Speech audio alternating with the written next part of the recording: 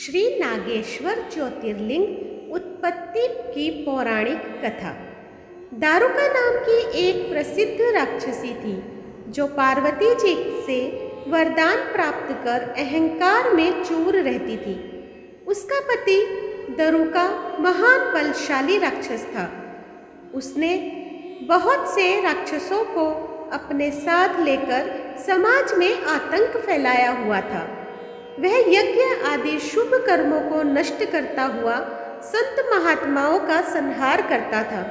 वह प्रसिद्ध धर्मनाशक राक्षस था। पश्चिम समुद्र के किनारे सभी प्रकार की संपदाओं से भरपूर 16 योजन विस्तार पर उसका एक वन था जिसमें वह निवास करता था। दारुका जहाँ भी जाती थी, वृक्षों तथा विविध उपकरणों से सुसज्जित वह वन भूमि अपने विलास के लिए साथ साथ ले जाती थी। महादेवी पार्वती ने उस वन की देखभाल का दायित्व दारुका को ही सौंपा था, जो उनके वरदान के प्रभाव से उसके ही पास रहता था। उससे पीड़ित आम जनता में महर्षि औरव के पास जाकर अपना कष्ट सुनाया। शरणागतों की रक्षा का धर्म पालन करते हुए महर्षि औरव ने राक्षसों को श्राप दे दिया। उन्होंने कहा कि जो राक्षस इस पृथ्वी पर प्राणियों की हिंसा और यज्ञों का विनाश करेगा, उसी समय वह अपने प्राणों से हाथ धो बैठेगा। महर्षि औरव द्वारा दिए गए श्राप की सूचना जब देवताओं को मालूम हुई, तब उन्होंने दुराचारी राक्षसों पर चढ़ाई कर दी। राक्षसों पर भारी संकट आ पड़ा। यदि वे युद्ध में देवताओं को मारते हैं तो शाप के कारण स्वयं मर जाएंगे, और यदि उन्हें नहीं मारते हैं तो पराजित होकर स्वयं भूखों मर जाएंगे। उस समय दारुका ने राक्षसों को सहारा दिया और भवानी के वरदान का प्रयोग करते हुए वह संपूर्ण वन को लेकर समुद्र में जा बसी। इस प्रकार राक्षसों ने धरती को छोड़ दिया और निर्भयता पूर्वक समुद्र में निवास करते हुए वहां भी प्राणियों को सताने लगे। एक बार धर्मात्मा और सदाचारी सुप्रिय नामक शिव भक्त वैश्य था। जब वह नौका पर सवार होकर समुद्र में जल मार्ग से कहीं जा रहा था, उस समय दारुक नामक वह भयंकारी बलशाली राक्षस ने उस पर आक्रमण कर दिया। राक्षस दारुक ने सभी लोगों सहित सुप्रिय का अपहरण कर लिया और अपनी पूरी में ले जाकर उसे बंदी बना दिया। चूंकि सुप्रिय शिव भक्त अनन्य भक्त था, इसलिए वह हमेशा शिवजी की आराधना में तन्मय से लगा रहता था। कारागार में भी उनकी आराधना बंद नहीं हुई और उन्होंने अपने अन्य साथियों को भी शिवजी की आराधना के प्रति जागरूक कर दिया। वे सभी शिव भक्त बन गए। कारागार में शिव भक्ति का ही बोलबाला हो गया। जब उसकी सूचना राक्षस दारुक को मिली तो वह क्रोध में उबल उठा। उसने देखा कि कारागार में सुप्रिय ध्यान लगाए बैठा है, तो उसे डांटते हुए बोला, वैश्य, तू आंखें बंद करके मेरे विरुद्ध कौन सा षड्यंत्र रच रहा है? वह जोर जोर से चिल्लाता हुआ धमका रहा था। इसका उस पर कुछ भी प्रभाव नहीं पड़ा। घमंडी राक्षस दारुक ने अपने अनुचरों को आदेश दिया कि इस शिव भक्त को मार डालो। अपनी हत्या के भय से भी सुप्रिय नहीं डरे और वह भयंकारी संकट मोचक भगवान शिव को पुकारने में ही लगे रहे। देव, आप ही हमारे सर्वस्व हैं, आप ही मेरे जीवन और प्राण हैं। इस प्रकार सुप्रिय वैश्य की प्रार्थना सुनकर भगवान शिव एक बील से प्रकट हो गए। उनके साथ ही 4 दरवाजों का एक सुंदर मंदिर प्रकट हुआ। उस मंदिर के मध्य भाग में यानी कि गर्भगृह में एक दिव्य ज्योतिर्लिंग प्रकाशित हो रहा था तथा शिव परिवार के सभी सदस्य भी उसके साथ विराजमान थे। वैश्य सुप्रिय ने शिव परिवार सहित उस ज्योतिर्लिंग का दर्शन और पूजन किया।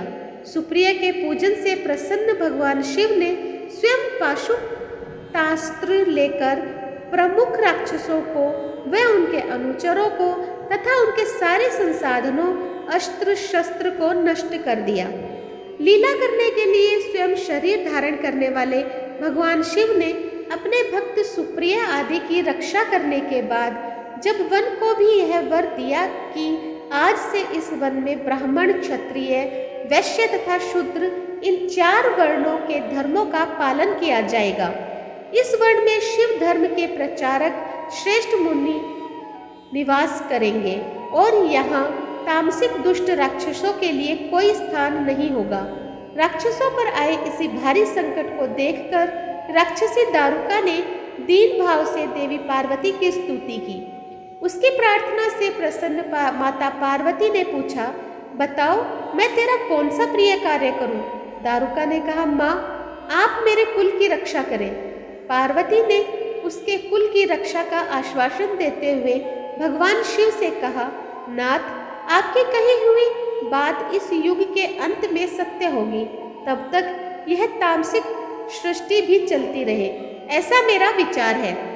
माता पार्वती शिव से आग्रह करती हुई बोली कि मैं भी आपके आश्रय में रहने वाली हूँ, आपकी ही हूँ, इसलिए मेरे द्वारा दिए गए वचन को भी आप प्रमाणित करें। यह राक्षसी दारुका राक्षसियों में बलिष्ठ मेरी ही शक्ति तथा देवी है, इसलिए यह राक्षसों के राज्य का शासन करेगी।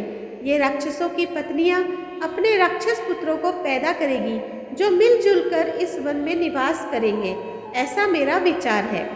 माता पार्वती के उक्त प्रकार के आग्रह को सुनकर भगवान शिव ने उनसे कहा, प्रिय तुम मेरी भी बात सुनो। मैं भक्तों का पालन तथा उनकी सुरक्षा के लिए प्रसन्नता पूर्वक इस वन में निवास करूंगा।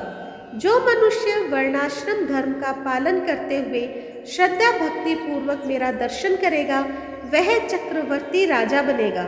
कलयुग के अंत में तथा सतयुग के प्रारंभ में महासेन का पुत्र वीरसेन राजाओं का महाराज होगा।